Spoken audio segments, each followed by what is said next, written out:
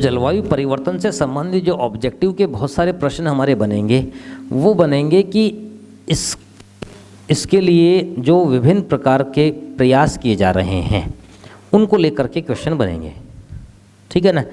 तो हम इनको 2 पॉइंट्स पर लेते हैं। एक तो हम ये कहते हैं कि विश्व स्तर पर किए जाने वाले प्रयास, वैश्विक स्तर पर किए जाने वाले प्रयास, ठीक है।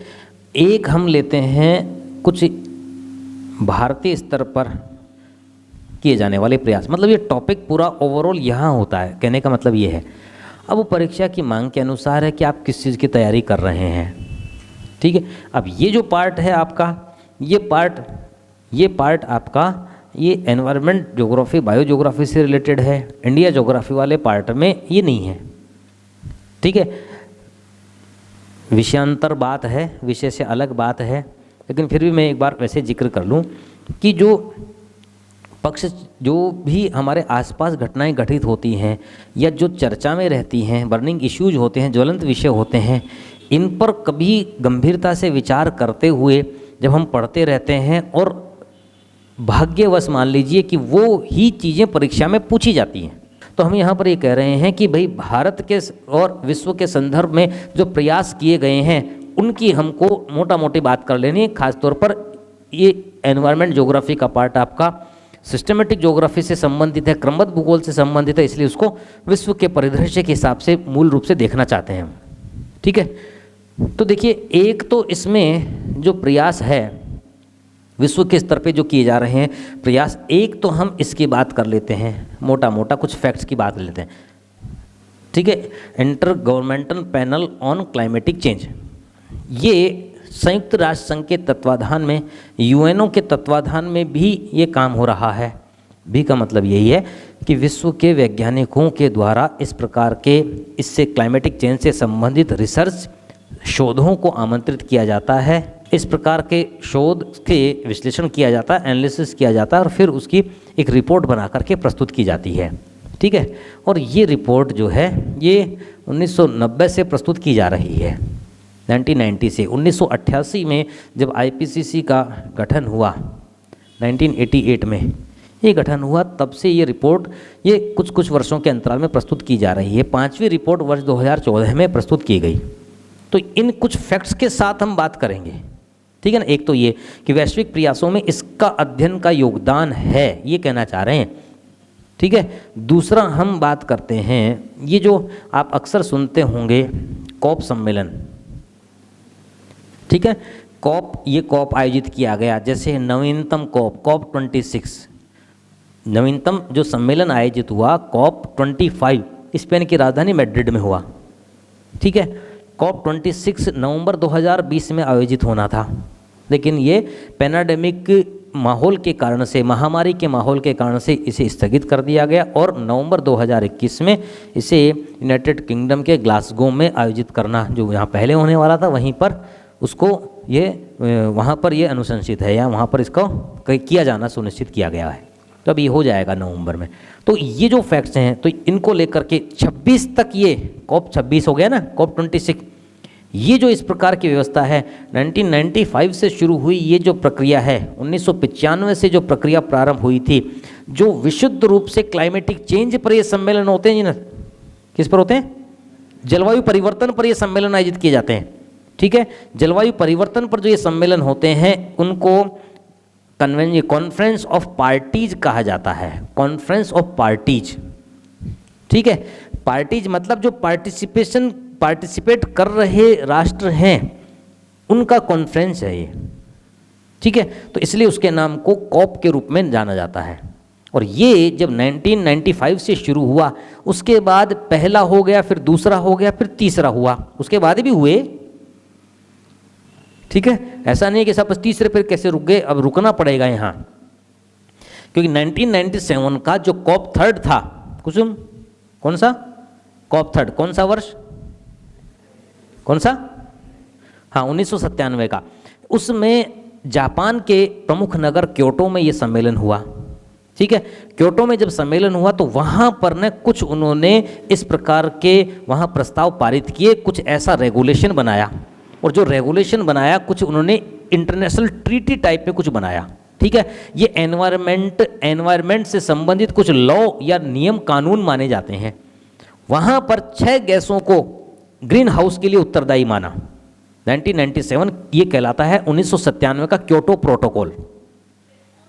ठीक है, क्या कहलाता? Kyoto protocol. उस प्रोटोकॉल के तहत ये तय किया गया कि विश्व के विकसित राष्ट्रों पर यह जिम्मेदारी डाली जाए, विश्व के विकसित राष्ट्रों पर यह जिम्मेदारी डाली जाए कि इन्होंने, थोड़ा नेगेटिव सेंटेंस को यूज करते हुए अगर हम बोलें, उन्होंने तो पता नहीं बोला कि नहीं बोला, लेकिन हम ये कहें कि इन विश्व के विकसित राष्ट्रों ने इस पृथ्वी को बर्बाद कर दिया, इसका दोहन कर लिया, अत्यधिक दोहन कर लिया।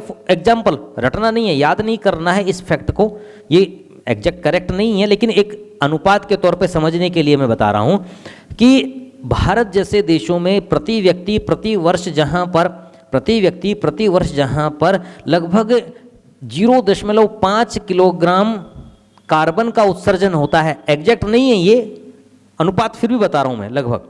ठीक है, प्रति वर्ष प्रति व्यक्ति के द्वारा लगभग आधा किलो कार्बन डाइऑक्साइड का उत्सर्जन होता है ना, जो भी ये यूज करते हैं, हम श्वसन के अलावा की बात कर रहे हैं हम। ठीक है, वहीं पर अमेरिका और चीन जो हैं, अमेरिका जैसे देश लगभग 350 से 500 किलोग्राम कार्बन डाइऑक्साइड का उत्सर्जन करते हैं प्रति व्यक्ति प्रति वर्ष। तो इतना घोर अंतर। ठीक है, फैक्ट को साइड में करिए, ये कोई एग्जैक्ट फैक्ट नहीं है। मैं फिर आपसे आग्रह कर रहा हूं कि आप रट लें, अच्छा साहब 500 मतलब नहीं, है ना। तो हम ये कह रहे हैं कि अब विकसित देशों पर ये कहा गया कि भाई आप जो हैं इसका खामियाजा पूरा विश्व भुगत रहा है, कर आप रहे हैं। पहले तो ये कहावत थी ना कि करेगा वही भरेगा, यहां तो करेगा कोई भरेगा पूरा विश्व। अंटार्कटिका ने तो बेचारे ने कुछ नहीं बिगाड़ा, कह रहे थे ना, हम कल भी बात कर रहे थे कि अंटार्कटिका में इतना बड़ा ओजोन होल हो गया, छिद्र हो गया, वहां पर तो मानव रहता ही नहीं है। ठीक है, तो अब 1997 का जो क्योटो प्रोटोकॉल हुआ, उस प्रोटोकॉल के तहत ये तय किया गया। फिर उसमें जो सदस्य राष्ट्र थे, उन सदस्य राष्ट्रों में से कुछ राष्ट्रों ने इस बात को बड़ी तेजी के साथ उठाया कि हाँ साहब देखो, इनको ये भरपाई करनी चाहिए, इनको यह इस प्रकार से विश्व समुदाय की मदद करनी चाहिए, उनको एक तरीके से ऐसा कोष बनाना चाहिए। फिर आगे चल करके 2011 में कोष बनाया भी गया, जिसे हरित कोष कहा जाता है, हरित जलवायु कोष, ग्रीन क्लाइमेटिक फंड के रूप में जाना जाता है। ठीक है, उसको भी फैक्ट को हम लिख लेंगे। तो जो आखिरकार ऐसा माहौल चल रहा था, उसमें यह आगे चल करके 1997 के बाद 2 तरीके की सहमति, एक टाइम पीरियड तय किया गया। ठीक है, तो पॉइंट यहाँ पर ये है, स्टेप बाय स्टेप हम जो लेकर के चलना चाह रहे हैं। एक तो इन मुद्दों पर थोड़ा सा हम देखेंगे कि ये क्या प्रोसेस है, क्या चलता है ये। ठीक है, एक हम इसकी बात कर लेते हैं कि आईपीसीसी का जो जिस तरीके का एक गठन हुआ है, वो कैसी पृष्ठभूमि में, कैसे माहौल में हुआ है।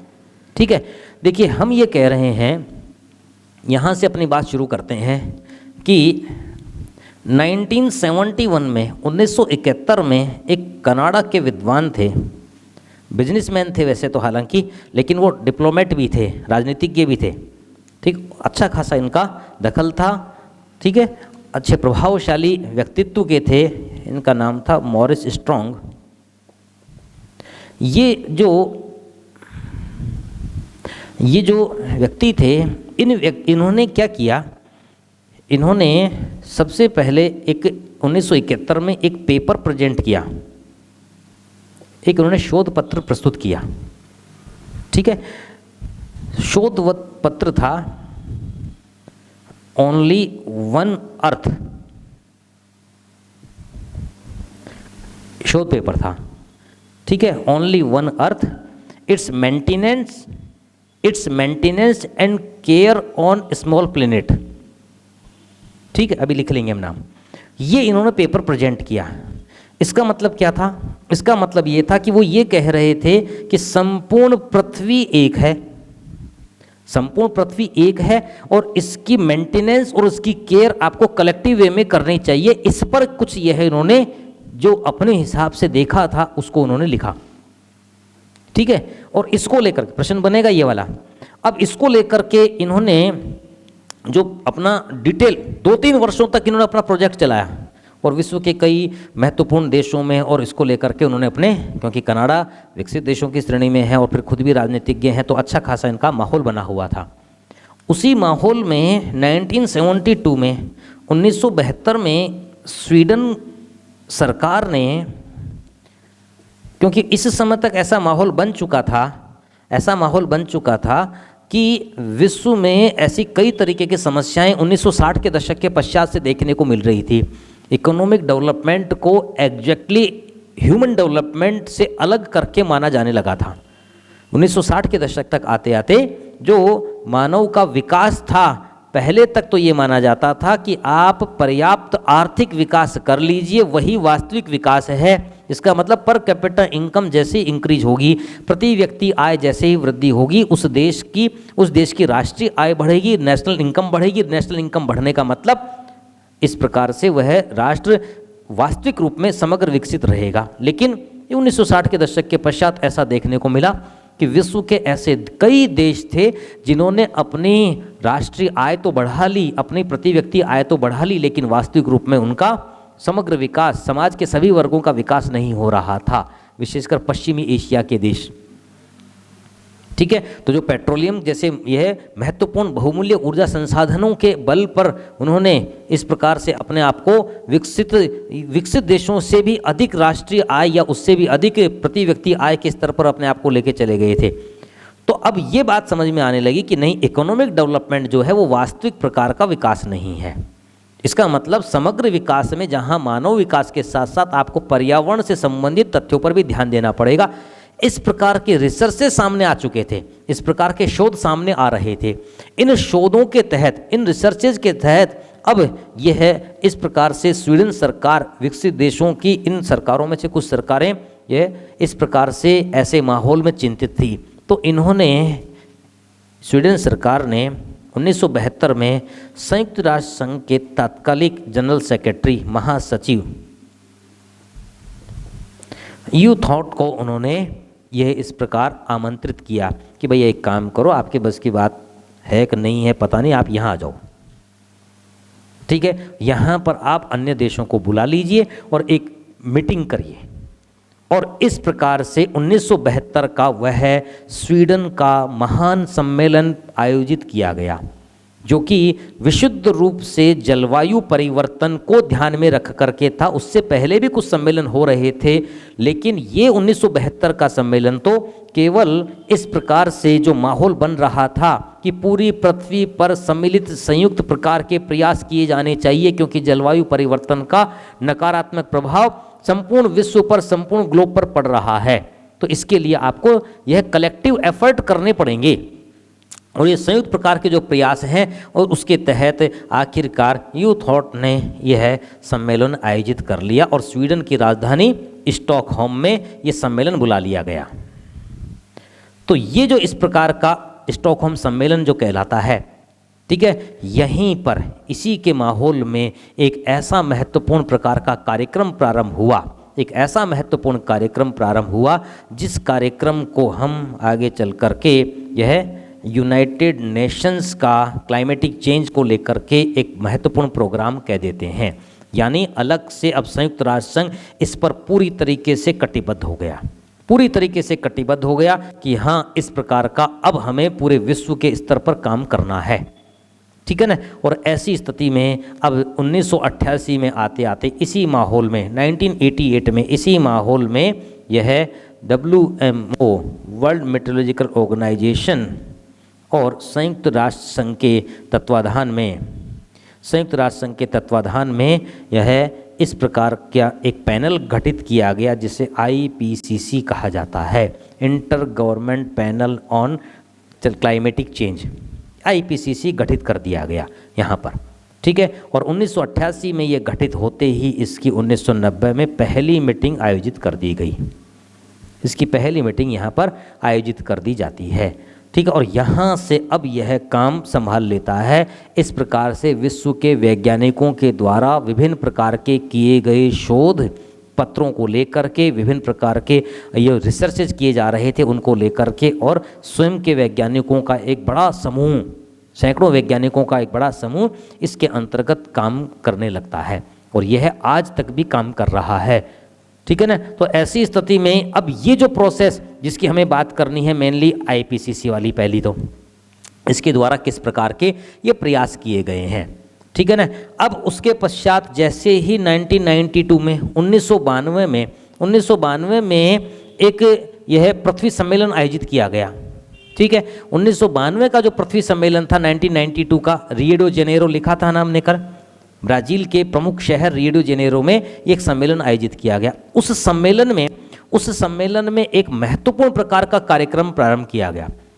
ठीक है। उसी कार्यक्रम को ध्यान में रख करके कि हाँ अब विकसित देशों को वहाँ पर 1992 के रियो डी जेनेरो के सम्मेलन में पूरी तरीके से विकसित देशों पर ये जोर डाला गया कि भाई अब तो कुछ करो, पूरी पृथ्वी को बर्बाद कर चुके हो।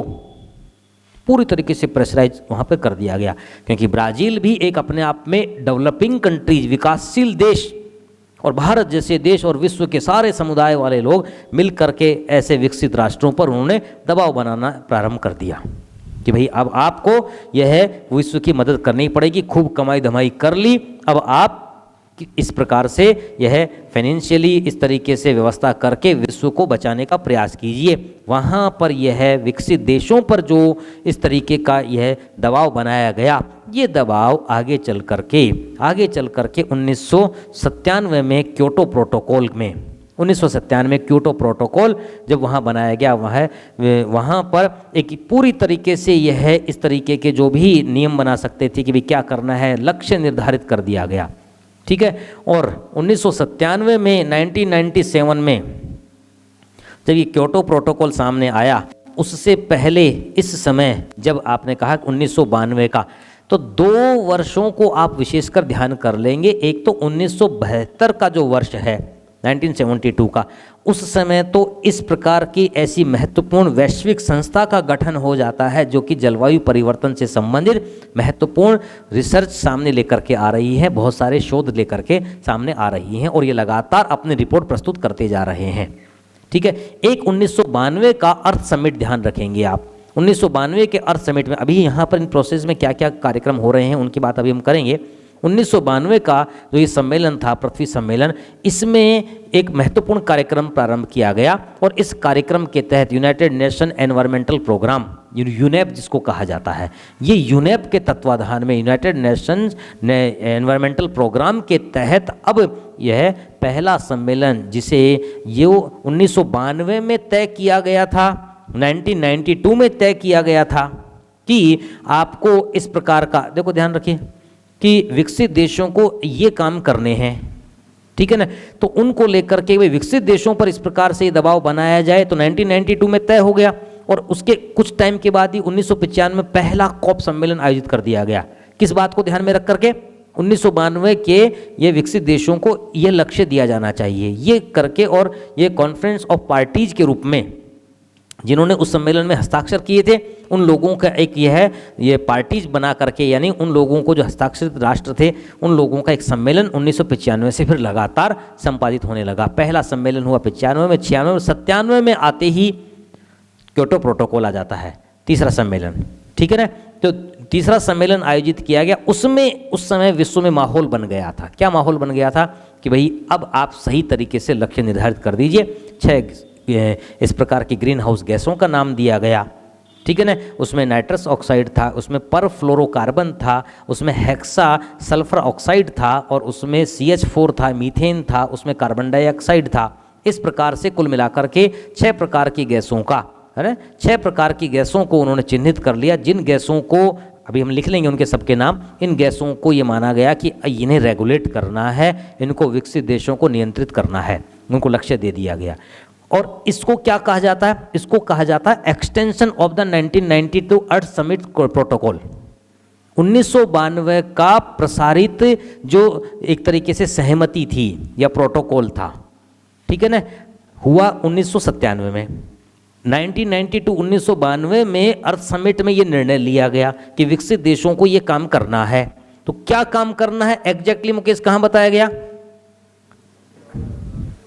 हाँ, क्योटो में, जापान में, वहां पर ये बताया गया। तो ये क्या हो गया कि 1992 का ही एक पूरा डॉक्यूमेंटेशन हो गया उसी का एक तरीके से यह इस प्रकार का कागजों में ये सारी चीज़ें अक्षरशः चिन्हित कर ली गई, ठीक है ना। और फिर उसके पश्चात ये जब इस तरीके से 1997 में सामने आया तो 1997 से आगे बढ़ते हुए वर्ष 2005 में फिर जिन राष्ट्रों ने इस पर सहमति जताई थी कि हम ये करेंगे, जिन राष्ट्रों ने इस पर ये सहमति जताई थी कि हम इस प्रकार का, जिन्होंने हस्ताक्षर किए थे उसमें सम्मेलन में, अर्थ समिट में किए थे और बाद में भी करते रहे, उन्होंने जो सहमति जताई थी उनमें से हस्ताक्षर करने वालों में सबने सहमति नहीं जताई, ठीक है। उस समय इसमें कुछ देश थे, अंडोरा था, एक अमेरिका था, कनाडा था, इन लोगों ने अपने आप को अलग कर लिया, ठीक है, अपने आप को इसमें अलग कर लिया कि नहीं, हम इसमें इस प्रकार के किसी भी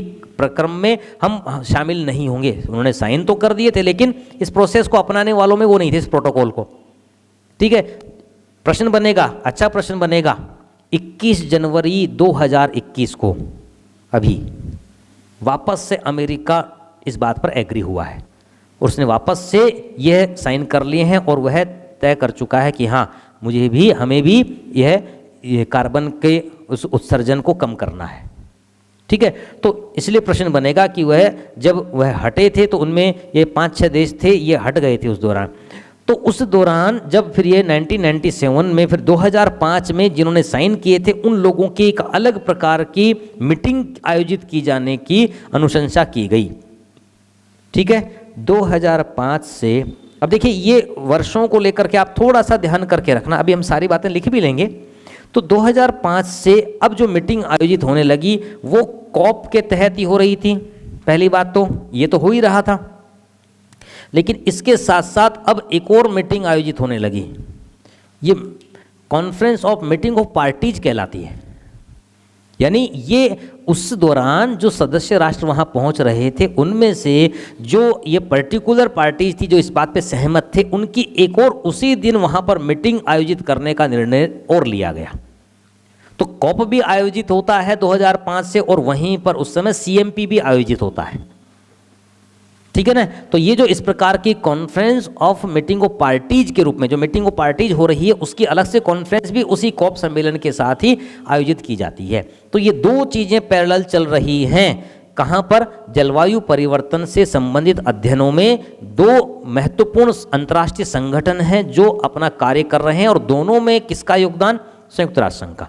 संयुक्त राष्ट्र संघ मतलब विश्व की महत्वपूर्ण ऐसी अंतर्राष्ट्रीय संस्था जो वास्तव में अपने अंतर्राष्ट्रीयपन, अपने ग्लोबल जो दायित्व है उसको निभा रही है, कम से कम जलवायु परिवर्तन के मामले में तो, ठीक है। इस प्रकार से हालांकि सफलता उसको इतनी नहीं मिल पा रही क्योंकि विकसित देश इस बात पर एग्री नहीं है, ठीक है ना। तो अभी देखिए वर्ष 2002 में भी कॉप का भारत में नई दिल्ली में आयोजन हुआ, ये भी एक अच्छा प्रश्न बनेगा, ठीक है। तो जब भारत में ये भारतीय प्रधानमंत्री ने उस मीटिंग में जाकर के एक मीटिंग में जाकर के ये कह दिया, मतलब भारत उसमें पार्टिसिपेट नहीं कर रहा था। विकसित देशों की मांग ये थी कि भाई सभी से करो, हमसे क्यों करवा रहे हो आप? सभी देश अपने कार्बन के उत्सर्जन में कमी करेंगे, ठीक है। तो जब अमेरिका जैसे देशों ने इस बात को, तो भारत ने जबरन आगे बढ़ करके ये और कह दिया, क्या कह दिया कि हम हमारे कार्बन के उत्सर्जन को इतने समयावधि में आधा कर लेंगे। था कितना आपका? ठीक है, मतलब एक तो 350 किलो 400 किलो प्रति वर्ष प्रति व्यक्ति कार्बन उत्सर्जन करने वाला देश तो इस बात पे एग्री नहीं हो रहा, और आप जो आधा किलो कर रहे हैं उत्सर्जन उसका भी आप, मतलब ये आंकड़े एग्जैक्ट नहीं है लेकिन फिर भी हम ये अनुपात के रूप में ले रहे हैं। इससे संदेश क्या गया? इससे संदेश ये गया कि संसार को दूषित करने का काम आप भी कर रहे हैं, इससे संदेश ये गया। जबकि अभी तक क्या संदेश जा रहा था कि विकसित देश ही इस प्रकार से प्राकृतिक संसाधनों का दोहन करके उन्होंने पृथ्वी को यह दूषित कर दिया है, संदेश ये जा रहा था। लेकिन हमने जबरन टांग फंसाई अपनी कि भाई देखो हम भी कर लेंगे, तो पर कर क्यों रहे थे आप? मतलब इसका काउंटर जो क्वेश्चन है वो यही तो बनता है, जिसका मतलब आप कर रहे थे तभी तो आप तैयार हो रहे हो इस चीज के लिए। तो ये जो इस प्रकार का माहौल था, तो इन दोनों बातों को लेकर के हम यहाँ से एक एक करके चर्चा करते हैं। 1992 के अर्थ समिट की, 1992 के पृथ्वी सम्मेलन की, ठीक है। तो जो 1992 वाला जो अर्थ समिट था, 1992 का पृथ्वी सम्मेलन था, इसका शॉर्ट फॉर्म तो अर्थ समिट है, पृथ्वी सम्मेलन, ठीक है। और ये जो प्रोग्राम था, ये प्रोग्राम जैसे 1972 का प्रोग्राम, ध्यान दे भावना, ह्यूमन एनवायरनमेंट से संबंधित था, कॉन्फ्रेंस ऑन ह्यूमन एनवायरनमेंट, ठीक है। ये जो प्रोग्राम था, ये प्रोग्राम यूनाइटेड नेशन कन्वेंशन यानी सम्मेलन on climatic change, United nation framework, ठीक है। ये प्रोग्राम जो है इस रूप में जाना जाता है, United nation framework of convention on climatic change, इस रूप में जाना जाता है। तो ये प्रोग्राम यहाँ से, अब इसको शॉर्ट फॉर्म में जो है, इसको शॉर्ट फॉर्म में अर्थ समिट कहा जाता है, ठीक है ना। 72 वाले प्रोग्राम को United nation conference of human environment के नाम से जानते हैं। ये एक फ्रेमवर्क था, पहली बार ये ऐसा कार्यक्रम था जिसको लेकर के कि भाई अब पूरी तरीके से आपको एक फ्रेमवर्क बना करके काम करना पड़ेगा, पूरी तरीके से आपको ऐसा काम करना पड़ेगा, ठीक है। 1992 में तय किया गया कि यहाँ पर यह तय किया गया कि भाई आपको यह इस प्रकार से जो ग्रीन हाउस गैसें हैं, ग्रीन हाउस गैसें जो कि मानव के क्रियाकलापों के द्वारा पृथ्वी के तापमान को बढ़ा रही हैं, अब इस फ्रेमवर्क में ग्रीन हाउस गैसों को नियंत्रित करने की बात की गई 1992 में, ठीक है ना। तो उनको लेकर के एक व्यापक कार्यक्रम फिर अब प्रारंभ किए जाने लगे, ठीक है। अब उस व्यापक कार्यक्रम के तहत सभी देशों को एक माहौल बनाया गया कि भाई विकसित देशों पर ये एक्स्ट्रा एफर्ट उनको करना पड़ेगा। जैसे ही माहौल उठा तो विकासशील देश तो उछल नहीं थे कि साहब देखो हाँ ये गड़बड़ करते हैं, हमने कुछ नहीं किया, हमारा तो अभी तो हमने डेवलपमेंट ही नहीं प्रारंभ किया, और ये करा करके ये सब कुछ गड़बड़ करके बैठे हैं। अच्छा, फिर विकासशील देशों ने भी कहा कि भाई देखो ये तो प्राकृतिक संसाधनों का उपयोग करके, शब्द सुनना, प्राकृतिक संसाधनों का उपयोग करके ये तो डेवलप हो गए, अब ये दोहन कर रहे हैं तो हमको तो कम से कम उपयोग करने दो, हम तो भी विकासशील हैं। तो हम विकसित होना चाह रहे हैं, तो जब जिस तरीके से, जिस प्रक्रिया से ये विकसित हुए हैं, तो वो प्रक्रिया कुछ तो हम भी करना चाहेंगे ना। तो अब समस्या दोनों तरफ से आ रही थी इस अंतर्राष्ट्रीय सम्मेलन में, क्या नहीं करना आपको भी, अरे साहब इन्होंने नहीं, आपको नहीं करना, क्यों? क्योंकि इन्होंने की गड़बड़ हो गई, तो फिर उनसे भुगतिए ना, तो हमको तो करने दो आप इतना तो अब ये संघर्ष तब से चल रहा है, संघर्ष ये, ठीक है ना। और इस संघर्ष का परिणाम जो है ना वो बड़ा अजीब तरीके का इसका राजनीतिकरण होता है, अजीब तरीके का राजनीतिकरण होता है। जैसे ही भारत में, मतलब ये डिबेटेबल है सारी चीज़ें, ये नहीं कह रहा कि मैं यही एक पक्ष है, भारत में जैसे ही कोई भी इस प्रकार का औद्योगिक इकाई की स्थापना वाला काम होता है, ठीक है ना, कि भाई यहाँ पर इस तरीके की इंडस्ट्री लगाई जाएगी और ऐसा ही काम किया जाएगा, लोगों का डेवलपमेंट होगा, ऐसा होगा, मतलब विकास या आर्थिक वृद्धि की संभावना उस काम से लगेगी ना। अचानक आप देखना श्रम आंदोलन, पर्यावरण के आंदोलन खड़े होंगे, ऐसे कार्यक्रम जब भी इंडस्ट्रीज लगाई गई है ना, चाहे बंगाल का वो आंदोलन हो जिसमें नैनो कार वाले को उस फैक्ट्री को उठा करके गुजरात लाना पड़ा, अच्छा खासा एफर्ट कर लिया गया था। तो इस तरीके की जो व्यवस्थाएं हैं, तो इसमें मतलब ये आंदोलन दिखते हैं। और ऐसे जब सम्मेलन होते हैं ना, तो ऐसे सम्मेलनों में इस प्रकार के संगठन जो होते हैं ना, जो कथित तौर पे पर्यावरण संरक्षण संगठन वाले होते हैं या श्रम वाले संगठन वाले होते हैं, ये और भी अपने बैनर लेकर के पहुंच जाते हैं वहाँ और वहाँ खड़े रहते हैं प्रोटेस्ट में या इसी तरीके से कुछ भी, जो भी जिस भी उनको देश का करना होता है।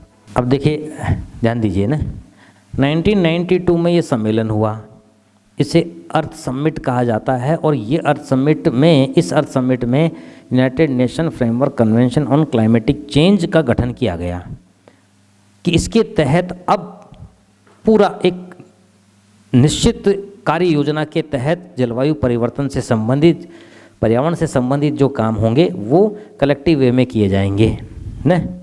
तो इसमें इसका मुख्यालय तो जर्मनी के बोन शहर को रखा गया और इसके तहत संयुक्त राष्ट्र संघ के क्लाइमेटिक चेंज कॉन्फ्रेंस को आयोजित करना तय किया गया कि अब ये कॉन्फ्रेंसेज आयोजित की जाएगी। ये 1992 में तय हो गया, 1992 में, ठीक है।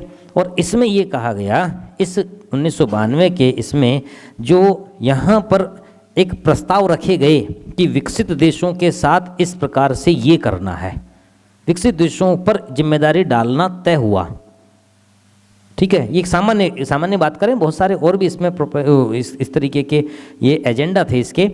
तो अब इसके तहत 1995 में इसी के तहत इस सम्मेलन का परिणाम ये और इसके परिणामतः ये 1995 में पहला ये इस प्रकार का सम्मेलन हुआ। इस सम्मेलन को कहा गया कॉप फर्स्ट, इसको कहा गया कॉन्फ्रेंस ऑफ पार्टीज, जो पार्टिसिपेट करने वाले लोग थे उनका सम्मेलन, क्योंकि कॉन्फ्रेंस तो इसमें तय हो गई थी कि भाई ये इसका उद्देश्य ये रहेगा। अब ये कॉन्फ्रेंस जो होगी इसमें पार्टिसिपेट करने वाले लोगों की कॉन्फ्रेंस होगी है, ठीक है। ये कॉप फर्स्ट कहा गया। तो ये कॉप फर्स्ट जो आयोजित की गई, ये आयोजित की गई कहाँ पर? जर्मनी के बर्लिन शहर में। ये बर्लिन शहर में आयोजित की गई, ठीक है। 1996 की जो सम्मेलन था वो इतना महत्वपूर्ण नहीं है, लेकिन क्योंकि 1997 का महत्वपूर्ण है इसलिए बीच में फंस गया याद करने के लिए। बाकी ऐसा कोई इसकी वैसे इम्पोर्टेंस नहीं है ना। स्विट्जरलैंड के जिनेवा में ये सम्मेलन हुआ। जो थर्ड सम्मेलन हुआ ये जापान के क्योटो में हुआ। और यहाँ पर बिल्कुल परफेक्ट एक एजेंडा तय किया गया, इस जगह पर एजेंडा तय किया गया। और इसमें इस एजेंडे में प्रोटोकॉल निर्धारित हुए,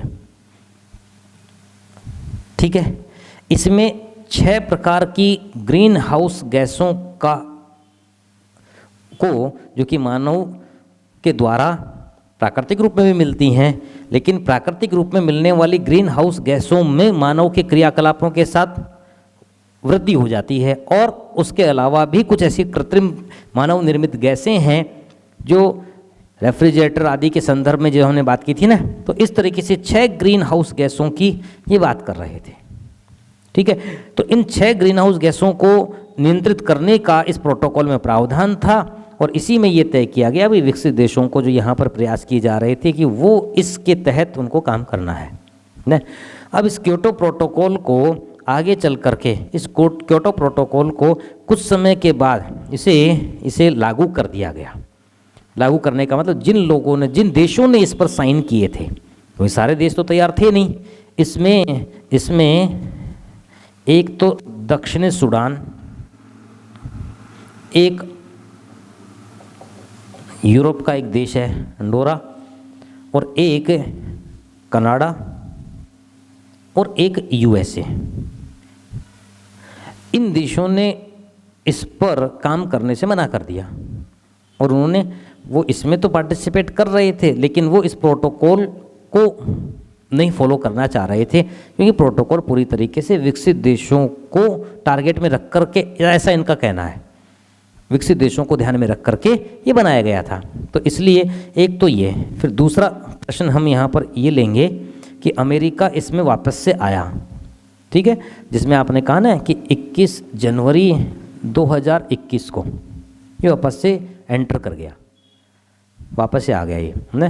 तो यहाँ पर इसके द्वारा अब ये जो कार्यक्रम आयोजित किए गए, इन कार्यक्रम में एक तो आपको 2002 वाला कॉप का सम्मेलन भी याद रखना है, ये नई दिल्ली में आयोजित किया गया। तो पहले एक बार यहाँ तक बात कर लेते। देखिए, जो क्योटो प्रोटोकॉल निर्धारित किए गए, इसमें एक तो क्या किया गया, देखो ध्यान देना ना, वैसे तो खैर बहुत सारी चीज़ें थी, हमको तो 2 बातों को मेंशन करना है। एक तो विकसित देशों की जिम्मेदारी तय की गई,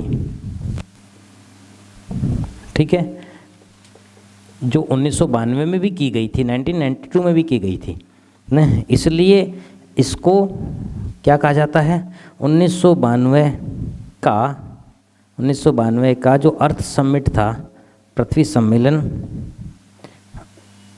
उसका एक्सटेंशन कहा जाता है, विस्तार कहा जाता है इसको। दो बात, ठीक है। तीसरी बात, इसमें 6 महत्वपूर्ण ग्रीन हाउस गैसों को चिन्हित किया गया। ग्रीन हाउस जो गैसें थी 6, उनको चिन्हित किया गया, जिसमें कार्बन डाइऑक्साइड थी, जिसमें मीथेन थी, जिसमें हाइड्रोजन या HFC गैसें, ठीक है ना, हाइड्रोजन फ्लोरोकार्बन ने, ये गैस थी। इसी तरीके से एक परफ्लोरोकार्बन गैस थी, ठीक है। तो इनको पूरे नामों के साथ आप लिखेंगे, परफ्लोरोकार्बन है। और एक जो है वो नाइट्रस ऑक्साइड है,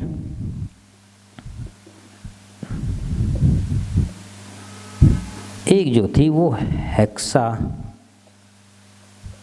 फ्लोरोकार्बन, एक ये गैस थी। इन 6 गैसों को इसके लिए चिन्हित किया गया कि ये 6 गैसें हैं जो कि ग्रीन हाउस को सर्वाधिक पृथ्वी के तापमान को बढ़ाने में ये ग्रीन हाउस गैसें सर्वाधिक प्रभावी हैं।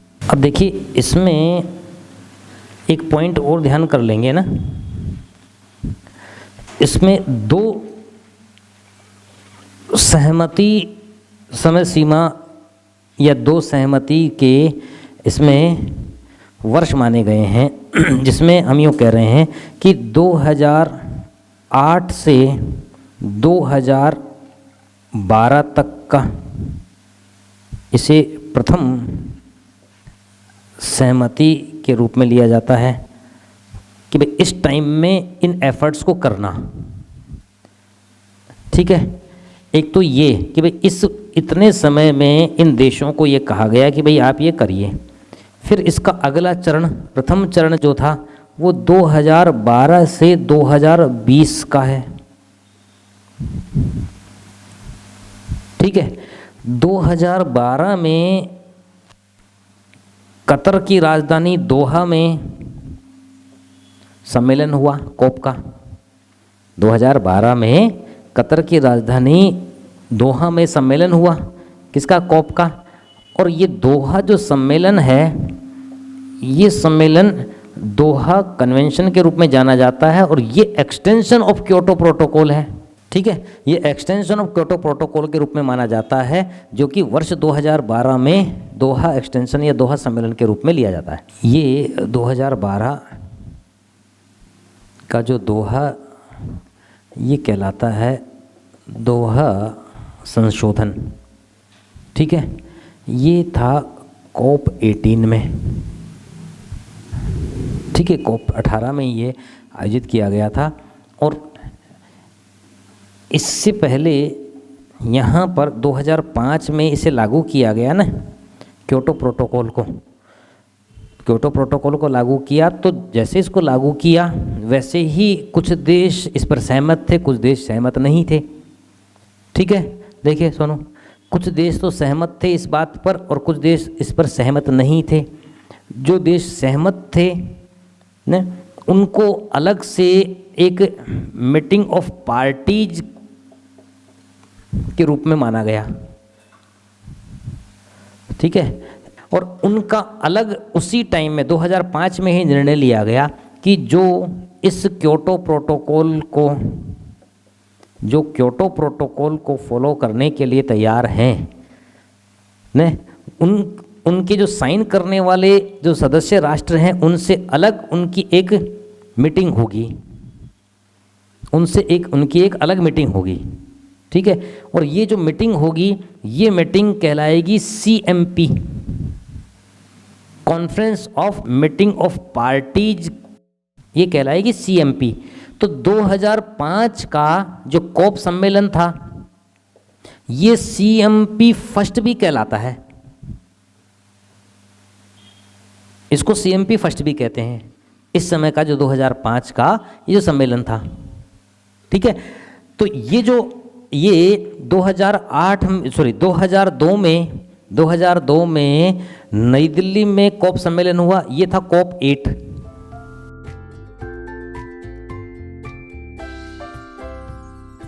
तो मतलब क्या निकला कि कॉप 11 ही क्या है, कॉप फर्स्ट है। तो इसको लेकर के ऑब्लिक करके ये दोनों चीज़ें लिखी जाती हैं। इसको आप ऐसे भी ध्यान कर सकते हैं कि 2002 में 8वां सम्मेलन आयोजित किया गया है ना। 2008 में नई दिल्ली में ये जो सम्मेलन आयोजित किया गया, इसको तो वैसे भी ध्यान रखना ही पड़ेगा क्योंकि कॉप सम्मेलन जो भारत से संबंधित रहा है। तो गिने चुने से सम्मेलन आपको ध्यान रखने हैं। पहला 95 का ध्यान रखना, 96 का ध्यान हो ही जाता है, बिना बात में सारे 26 के 26 याद नहीं रखने।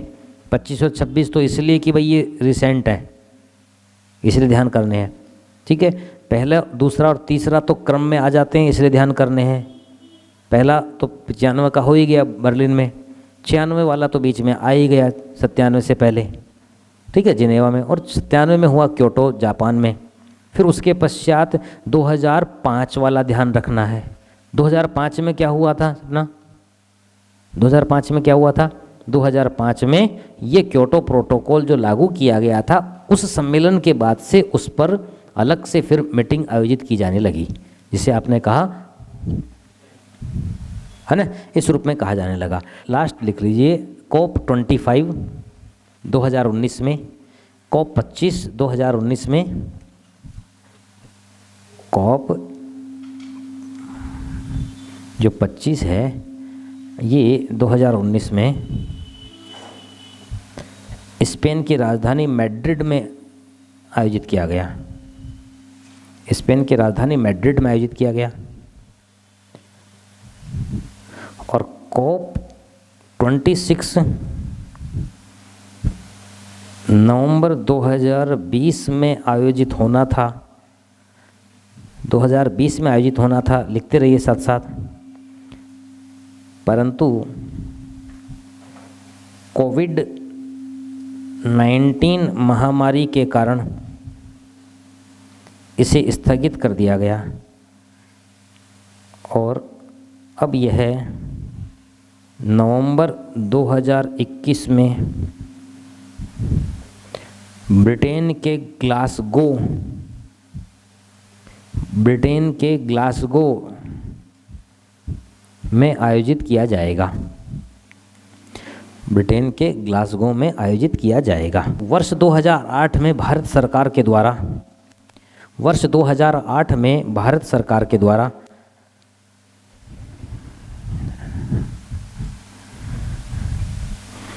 जलवायु परिवर्तन से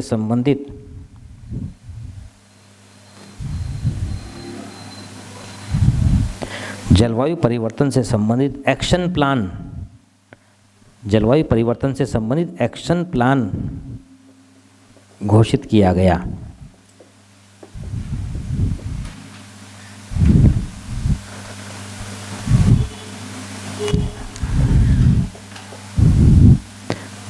एक्शन प्लान घोषित किया गया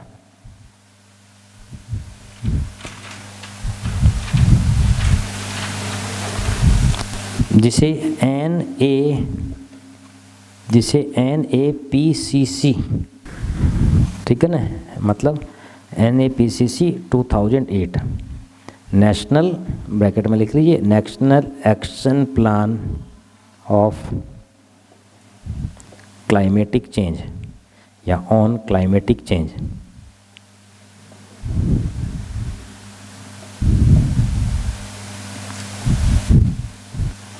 जलवायु परिवर्तन, इस एक्शन प्लान के तहत 8 राष्ट्रीय मिशन, 8 नेशनल मिशन, राष्ट्रीय मिशन, ठीक है, निर्धारित किए गए। पहला लिख लीजिए, राष्ट्रीय सौर मिशन, नेशनल सोलर मिशन। दूसरा नेशनल मिशन ऑफ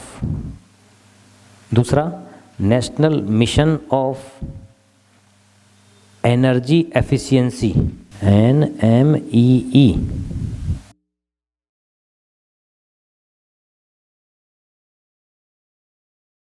और पहला वाला था NSM, नेशनल सोलर मिशन। और फिर नेशनल ग्रीन मिशन, राष्ट्रीय ग्रीन मिशन। नेक्स्ट स्थायी निवास का राष्ट्रीय मिशन, स्थायी निवास। Next permanent habitat of man. Next राष्ट्रीय जल मिशन। नेक्स्ट सतत कृषि के लिए मिशन, सतत कृषि, सस्टेनेबल एग फार्मिंग या एग्रीकल्चर, सतत कृषि के लिए मिशन। हिमालयी तंत्र को बनाए रखने का मिशन। जलवायु परिवर्तन के लिए रणनीतिक ज्ञान, रणनीतिक ज्ञान के लिए मिशन, रणनीतिक ज्ञान के लिए मिशन। ये 8 राष्ट्रीय मिशन बनाए गए।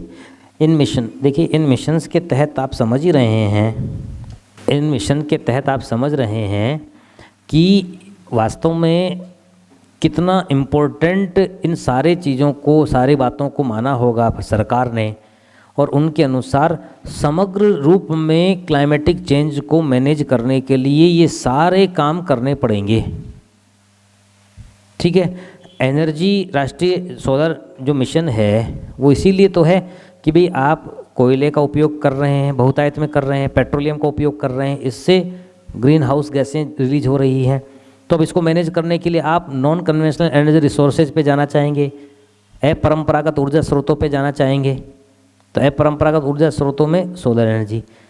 इसके अलावा अनावश्यक रूप से एनर्जी को उसी जगह पर बनाया जाए जहाँ पर जैसी जो क्षमता है, क्षमता के प्रतिकूल जा कर के एनर्जी एफिशिएंसी जो मिशन है वो इसी तरीके से। फिर जल मिशन, ठीक है, मतलब ये कि लोगों की आवश्यकताएं हैं, उन आवश्यकताओं की पूर्ति भी हो और जल का संरक्षण भी हो। तो इसलिए वाटरशेड मैनेजमेंट प्रोग्राम, जल पुनर्भरण कार्यक्रम और भूमिगत जल स्तर को ऊंचा उठाने के कार्यक्रम, ये सारे व्यापक रूप में किया जाना। तो इसलिए समग्र रूप में सारा काम किया जाए। तो इन सबको अलग अलग क्षेत्रों को चिन्हित करते हुए भारत की आर्थिक व्यवस्था भी सुनिश्चित रहे, भारत की कृषि भी सुनिश्चित रहे, भारत के ग्रामीण और नगरीय दोनों क्षेत्रों के लोगों का जीवन स्तर भी बना रहे, और जलवायु परिवर्तन, ग्लोबल वार्मिंग जैसा एक महत्वपूर्ण ये पर्यावरणीय जो प्रॉब्लम है, जो कि ग्लोबल प्रॉब्लम है, वो भी मैनेज हो जाए। ठीक है ना। थोड़ा सा जो लास्ट का सा क्लास छूटने का सा टाइम रहता है ना, तो उसको गेट को, दिमाग के गेट को जबरन बंद मत किया करो, तो उसको बिल्कुल बंद करके बैठ जाते हैं कि नहीं साहब अब नहीं, और बार बार उसमें नोक करते हैं, ठक ठक करते हैं कि भाई, बिल्कुल ऐसे मूर्ति की तरह हो जाते हैं कई बार। तो ये साहब अब नहीं, बस अब आप तो अभी भी आपको लग रहा होगा कि साहब ये भी छोड़ो, आप क्या ये लाइन ठीक है। ये आपके हो गया ना, ये आपके एनवायरनमेंट और बायोजियोग्राफी से संबंधित जो सिलेबस के पॉइंट्स हैं उनको लेकर के ऑलमोस्ट सारी बातें हमने कवर कर ली हैं। ठीक है ना।